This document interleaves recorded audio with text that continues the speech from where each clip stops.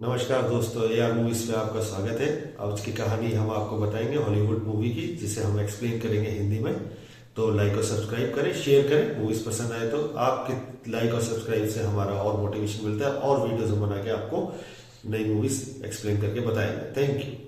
दोस्तों, मूवी शुरू होती है तो हम फ्रांस के अंदर कुछ ब्रिटिश सोल्जर्स को देखते हैं जो जर्मन सिपाहियों से अपनी जान बचाकर भाग रहे हैं। तभी पीछे से उन पर गोली चलती है और सभी सिपाही मारे जाते हैं, लेकिन टॉम नाम का एक बंदा किसी तरह भागने में कामयाब हो जाता है और मैं दौड़ता हुआ डनकर्क बीच पर पहुंच जाता है। इस बीच पर कई देशों के लाखों सैनिक इकट्ठा होते हैं जो सभी मिलकर हिटलर के खिलाफ जंग लड़ रहे थे। लेकिन सेकेंड वर्ल्ड वॉर में हिटलर की सेना उन पर भारी पड़ती है और फ्रांस के ज्यादातर हिस्से पर उसका कब्जा हो जाता है। इसीलिए अब ये सभी सैनिक अपने अपने घर लौटना चाहते हैं। वहीं टॉमी गिब्सन नाम के एक सोल्जर को देखता है जो अपने मरे हुए साथी को दफना रहा था। टॉमी भी उसकी मदद करता है और पास रखी बोतल से पानी पीता है। अब टॉमी जहाज पर चढ़ने के लिए लाइन में खड़ा हो जाता है जो कई किलोमीटर लंबी थी, क्योंकि इस बीच पर एक दो नहीं बल्कि 4 लाख सैनिक मौजूद थे। तभी कुछ जर्मन प्लेन्स आसमान से सैनिकों पर बॉम्ब फेंकने लगते हैं और इस हमले में कई सिपाही मारे जाते हैं जबकि कुछ घायल हो जाते हैं। अब यहाँ हर तरफ अफरा तफरी का माहौल होता है।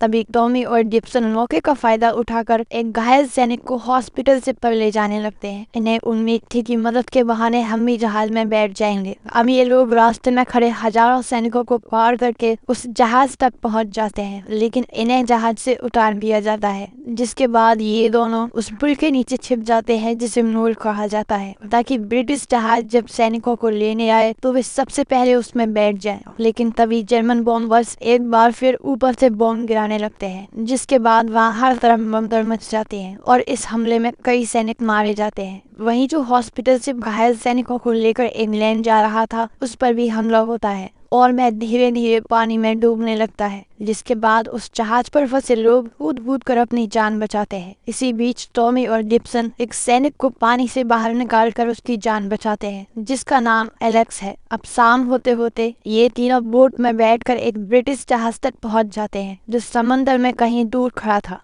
और सभी लोग उस पर चढ़ने लगते हैं। अब इस शिप पर पहुंचने के बाद टॉमी और एलेक्स खाना खाने अंदर चले जाते हैं, लेकिन गिब्सन अभी भी बाहर खड़ा था। वहीं नीचे सभी लोग बहुत खुश थे क्योंकि अब वो जल्दी ही अपने घर लौटने वाले थे। तभी पानी के अंदर एक टारपीडो आकर उनके जहाज से टकराता है, जिससे वहाँ एक बड़ा धमाका होता है और जहाज के अंदर पानी भरने लगता है। अब धीरे धीरे ये जहाज भी डूबने लगता है, लेकिन गेट बंद होने की वजह से कोई भी सैनिक बाहर नहीं आ पाता। जब गिब्सन ये देखता है तो वह किसी तरह उस दरवाजे को खोलकर टॉमी और एलेक्स को बाहर निकालता है, जिसके बाद ये तीनों एक रोड की मदद से किनारे तक पहुंच जाते हैं जहां लाखों सैनिक अपने घर लौटने की राह देख रहे थे। वहीं कुछ सैनिक इस जंग में बुरी तरह टूट जाते हैं और जब उन्हें कोई भी रास्ता नजर नहीं आता तो वो अपनी जान लेने लगते हैं। उधर इंग्लैंड की सरकार लोगों से रिक्वेस्ट करती है कि वो अपनी अपनी बोट नेवी को सौंप दें ताकि डनकर्क बीच पर फंसे ब्रिटिश सोल्जर्स को वापस लाया जा सके।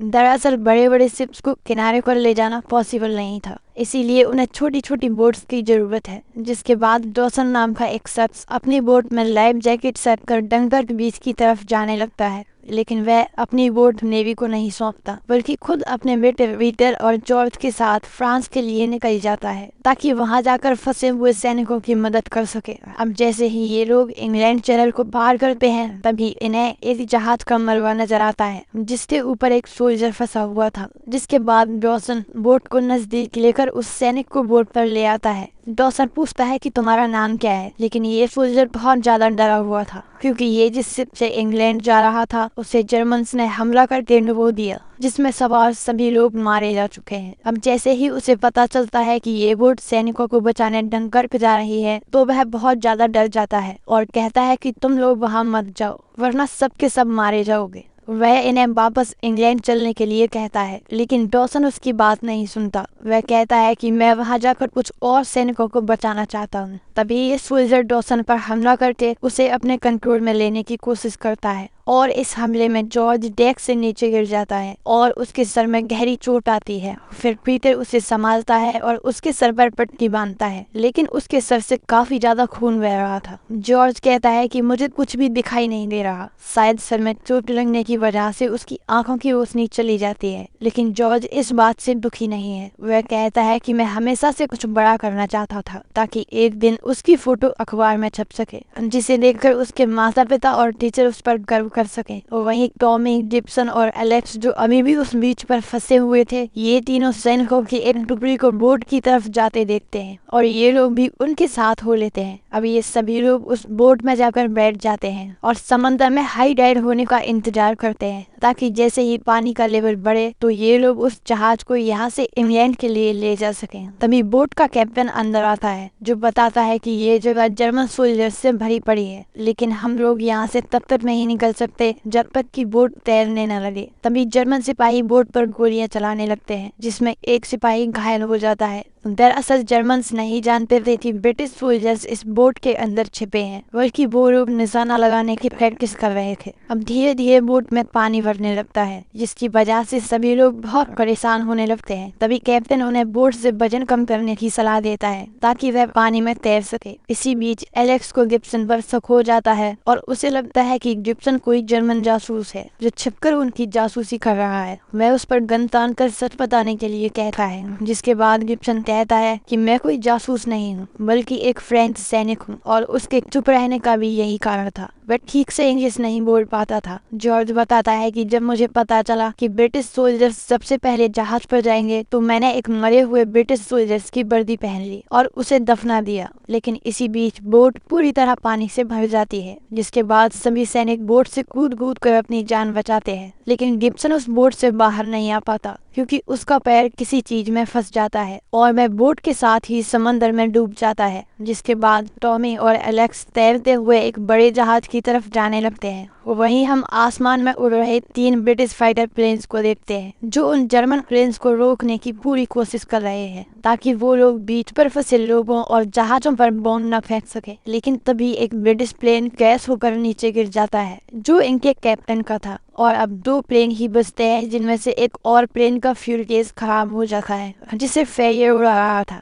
जिसकी वजह से उसे फ्यूल का अंदाजा लगाने में बहुत परेशानी हो रही थी। हालांकि ये लोग एक जर्मन बॉम्बर को मारने में कामयाब हो जाते हैं, लेकिन इस लड़ाई में एक और ब्रिटिश प्लेन क्रैश होकर नीचे गिर जाता है। तभी डॉसन उस ब्रिटिश प्लेन को क्रैश होते देख लेता है और वह अपनी बोट लेकर उस जगह पहुंच जाता है, लेकिन अंदर बैठा पायलट प्लेन से बाहर नहीं निकल पाता। वह लगातार उसे खोलने की कोशिश करता है, लेकिन अब प्लेन पानी भरने की वजह से डूबने लगता है। तभी पीटर और डॉसन वहां पहुंचकर उस पायलट को बाहर निकालते हैं और उसकी जान बच जाती है। जिसके बाद ये लोग उसे बोट में बिठाकर फिर से डंकर्क बीच की तरफ बढ़ने लगते हैं। उधर जर्मन बॉम्बर्स पानी के जहाजों पर लगातार हमले कर रहे थे ताकि कोई भी सिपाही जिंदा बचकर वापस न जा पाए। वहीं जो एक ब्रिटिश फाइटर प्लेन बचा था वह उन बॉम्बर्स को गिराने की लगातार कोशिश करता है। वहीं टॉमी और एलेक्स तैरते हुए एक बड़े शिप के नजदीक पहुंच जाते हैं, लेकिन बॉम्बर्स उस जहाज पर भी हमला करके उसे डुबो देता है, जिसकी वजह से पानी में बहुत सारा ऑयल फ्लोट करने लगता है। तभी फेरियर उस बॉम्बर को नीचे गिराने में कामयाब हो जाता है, लेकिन जिस जगह वह गिरता है वहाँ बहुत सारा ऑयल फैला हुआ था, जिसकी वजह से वहाँ आग लग जाती है और उसमें कई सैनिक फंस जाते हैं। तभी मिस्टर डॉसन अपनी बोट लेकर उस जगह पहुँचते हैं और ज्यादा से ज्यादा सैनिकों को अपनी बोट पर चढ़ाकर उनकी जान बचा लेते हैं, जिनमें टॉमी और एलेक्स भी शामिल थे। अब मिस्टर डॉसन की बोट सैनिकों से भर चुकी थी, जिसके बाद वे सभी सैनिकों को लेकर इंग्लैंड की तरफ जाने लगते हैं। वहीं हम देखते हैं कि डंकर्क बीच पर बहुत सारे लोग अपनी अपनी बोट लेकर पहुंच गए हैं, जिन्हें देखकर सभी सैनिक खुशी से झूम उठते हैं और उन्हें घर लौटने की एक नई उम्मीद नजर आती है। अब ये लोग कई ट्रकों को जोड़कर एक मोड़ बनाते हैं, जिनके ऊपर से होते हुए ये लोग बोट्स तक पहुंचते हैं। वहीं फेरियर जिस प्लेन को उड़ा रहा था उसका फ्यूल खत्म हो जाता है और वह धीरे धीरे नीचे की तरफ आने लगता है, लेकिन तभी एक जर्मन प्लेन मिस्टर डॉसन की बोट के ऊपर मरवाने लगता है और इससे पहले कि वह उन पर बॉम्ब गिराता तभी फेरियर उस आखिरी प्लेन को भी टारगेट करके उसे नष्ट कर देता है। ये देखकर बीच पर खड़े सैनिक खुशी से झूम उठते हैं क्योंकि अब ये लोग उन बॉम्बर्स से पूरी तरह सुरक्षित थे। वहीं हम मिस्टर डॉसन की रोड पर जॉर्ज नाम के उस लड़के को देखते हैं जिसके सर में चोट लगी थी। तभी पीटर उसके पास जाता है और देखता है कि अब उसकी मृत्यु हो चुकी है। वह सैनिक जिसकी वजह से जॉर्ज को चोट लगी थी वह पीटर से जॉर्ज के बारे में पूछता है, लेकिन मिस्टर डॉसन उसे सच बताने से मना कर देते हैं क्योंकि वो जानते थे कि ये एक हादसा था। अगर उस सैनिक को पता चला कि उसकी वजह से किसी निर्दोष की जान गई है तो वह पूरी जिंदगी खुद को माफ नहीं कर पाएगा।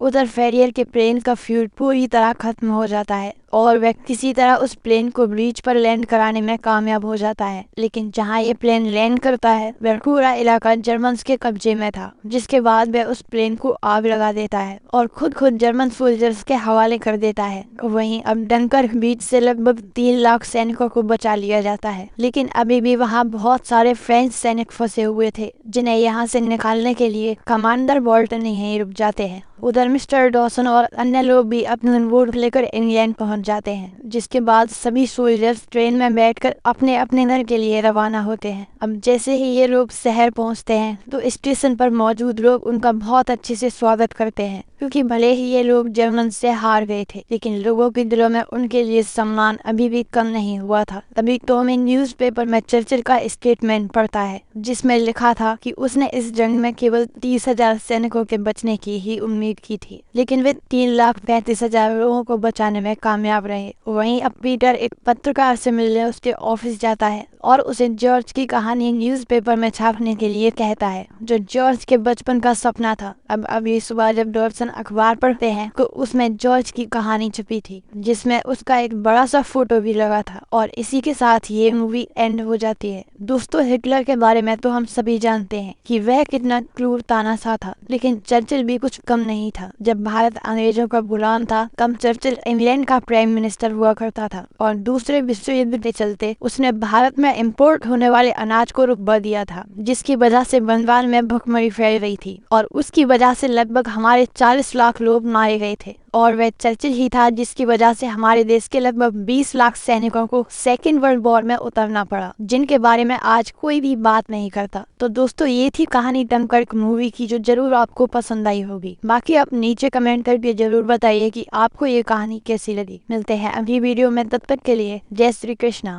और वीडियो देखने के लिए लाइक कर देना, सब्सक्राइब कर देना और शेयर भी कर देना, क्योंकि मेरा भाई भी तो बोला था ना। बाय।